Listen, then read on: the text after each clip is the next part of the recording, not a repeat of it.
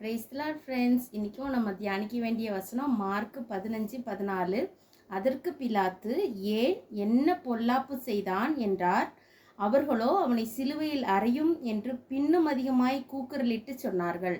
ஆமாம் ஃப்ரெண்ட்ஸ், இயேசுப்பா எந்த குற்றமுமே பண்ணாமல் இருக்கும்போது அவர்கிட்ட பிலாத்து கூட கேட்குறாரு, இவன் என்ன பாவம் பண்ணிட்டான்னு சொல்லிட்டு இவனை சிலுவையில் அடிங்கன்னு சொல்கிறீங்க அப்படின்னு சொல்லிட்டு. குற்றமில்லாத அந்த இயேசப்பா இந்த மனுக்குலத்தின் பாவத்தை மன்னிக்கிறதுக்காக சிலுவையில் அடிக்க தன்னையே ஒப்பு கொடுத்தனால இந்த ஜனங்க எல்லாரும் அப்படியே சொன்னாங்க, அப்படியே அவரை சிலுவையில் அடித்தாங்க ஃப்ரெண்ட்ஸ். ஆனால் எந்த குற்றமுமே செய்யாத அவர் மனுக்குலத்தினுடைய எல்லாரோட பாவத்துக்காகவும் சிலுவையில் நம்ம பாவத்தை மன்னிக்கிறதுக்காக அவருடைய இரத்தத்தை எல்லாம் சிந்தி கொடுத்து தன்னைத்தானே சிலுவையில் அறிவதற்கு அவரே ஒப்பு கொண்டார் ஃப்ரெண்ட்ஸ். இந்த தியாகம் எவ்வளோ பெரிய தியாகம்!